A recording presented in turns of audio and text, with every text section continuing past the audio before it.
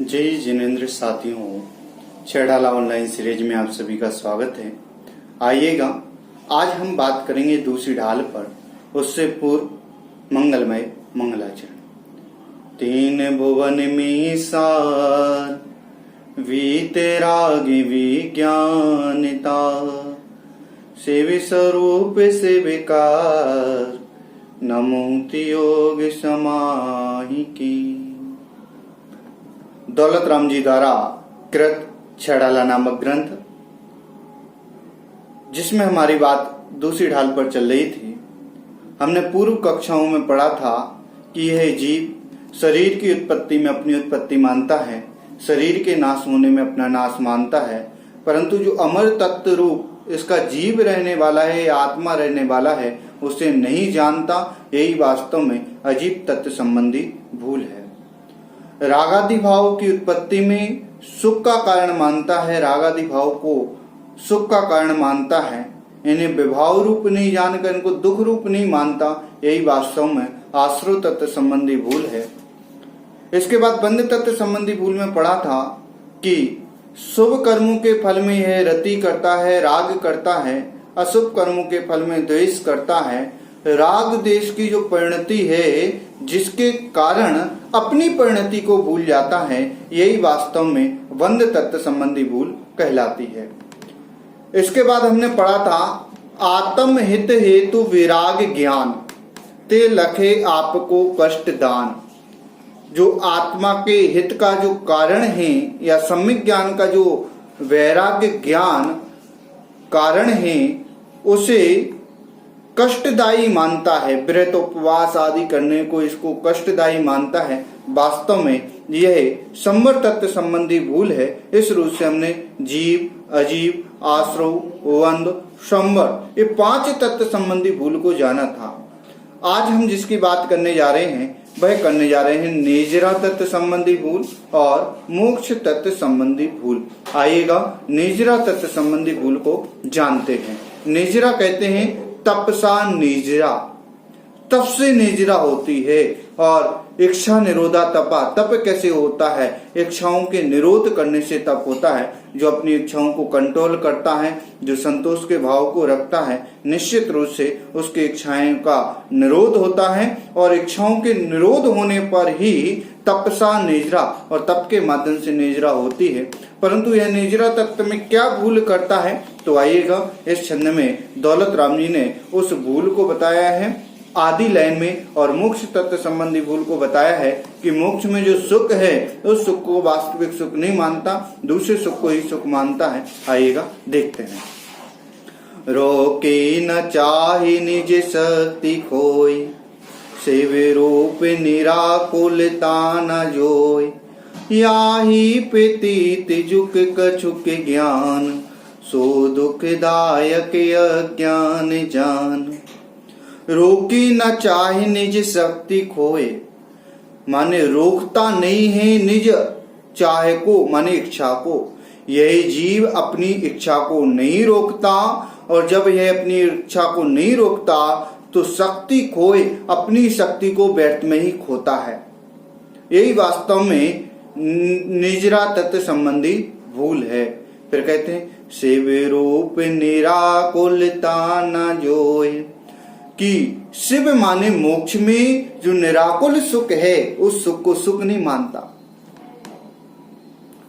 ना जोय माने नहीं जानता। यही वास्तव में मोक्ष तत्व संबंधी भूल है। फिर कहते हैं याहि प्रतीत जुक कछुक ज्ञान।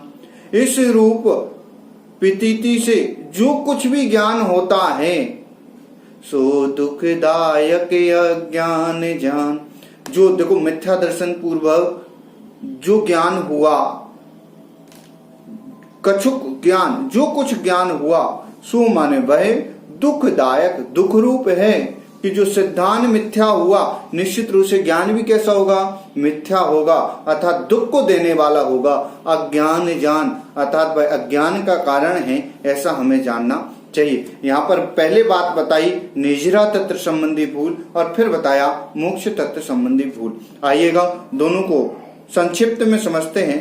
मिथ्यात्व के कारण यही जीव अपनी आत्मशक्ति को भूलकर अपनी इच्छाओं को नहीं रोकता है, यह निजरा तत्व संबंधी भूल है। जो मिथ्यात्व संबंधी इसकी भूल थी, यह मिथ्यात्व के कारण अपनी निज शक्ति को भूल जाता है, और जैसे ही निज शक्ति को भूल जाता है तो यह इच्छाओं को बस में नहीं करता, और इच्छाओं को बस में नहीं करने का नाम वास्तव में निजरा तत्व संबंधी भूल है। मोक्ष में आकुलता मानना, निराकुल मोक्ष का नहीं मानना, यही वास्तव में मोक्ष तत्व संबंधी भूल है। माने अन्यथा सिद्धांत करता है कि जो संसार में सुख है ना, इससे तो सुख का कारण मानता है, परंतु मोक्ष में कोई सुख होता होगा, ऐसा कहता कि मोक्ष में भी कोई सुख होता है। अगर उसे बताने बैठो तो बोलता है इससे अच्छा तो सुख यहीं पर, वहां पर तो मर के जाना पड़ता है, यहाँ पर तो जीते जीते सुख मिलता है। निश्चित रूप से आत्मा कभी मरता नहीं है, जीव कभी मरता नहीं है, और जो कभी मरता नहीं है वास्तविकता में सुख तो उसे होता है। मुर्दे को कभी सुख होता है क्या? नहीं होता। क्यों नहीं होता? क्योंकि वो अजीब है, अजीब को कभी सुख दुख का अनुभव नहीं होता। इसके अंदर जो जीव है वास्तव में इसको सुख दुख का अनुभव होता है। ऐसे जीव को यदि हम परम सुख की ओर ले जाएं, वही वास्तव में मोक्ष है, परंतु ऐसे सुख को नहीं मानता। यही वास्तव में यहाँ पर बताया गया है। इसके बाद बात आती है याही पितीत जुक कछुक ज्ञान, माने जो कुछ थोड़ा बहुत ज्ञान हुआ वही वास्तव में दुखदायक, वही दुख को दुखदायक अज्ञान जान। उसको दुख का कारण जानना, मिथ्या ज्ञान को किसका कारण जानना? दुख का कारण जानना, और दुख के कारण को जानकर उसे कष्ट का कारण मानकर, अज्ञान का कारण मानकर उसे निश्चित रूप से छोड़ना चाहिए। यही यहाँ पर बताया गया। निजरा तत्व संबंधी भूल क्या है? अपनी शक्ति को भूलकर जीव पांचों इंद्रिय और मन के विषयों की चाह को नहीं रोकना, निजरा तत्व संबंधी विपरीत सिद्धांत कहा जाता है। इसके बाद बताया मोक्ष तत्व संबंधी विपरीत मान्यता क्या है? मोक्ष की निराकुलता को नहीं मानना मोक्ष तत्व संबंधी विपरीत सिद्धांत है। अगृहीत मिथ्या ज्ञान किसे कहते हैं? इस जीव ने सातों तत्व संबंधी विपरीत सिद्धांत सहित जो कुछ भी ज्ञान किया वास्तव में वही मिथ्या ज्ञान कहने में आता है, ऐसा हमें यहाँ पर जानना चाहिए।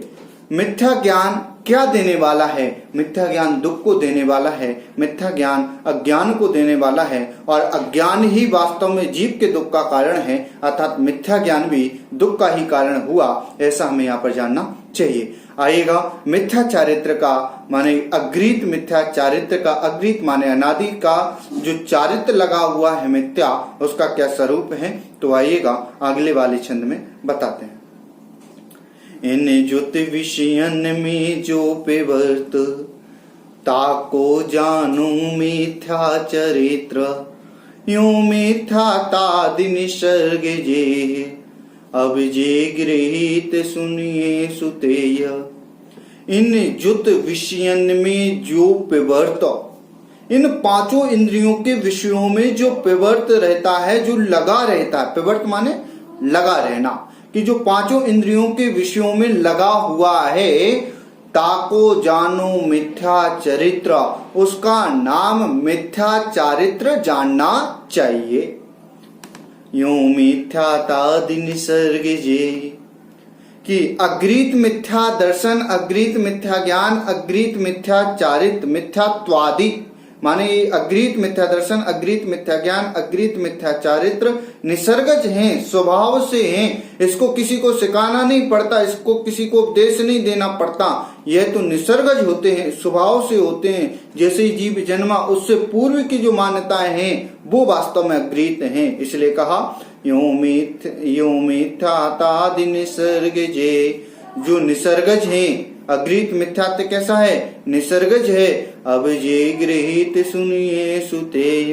अब मैं गृहीत मिथ्यात्व को कहने जा रहा हूं, अर्थात उस गृहीत मिथ्यात्व के स्वरूप को जानकर उस गृहीत मिथ्यात्व को जानना चाहिए। आइएगा हम यहाँ से अर्थ पढ़ते हैं। निश्चित रूप से आपको क्लासें समझ में आ रही हों, यदि आ रही हैं तो आप इसको लाइक करें, शेयर करें, और आप इस नंबर के माध्यम से पूछ सकते हैं जो वहां पर दिया जाता है, निश्चित रूप से देखेंगे।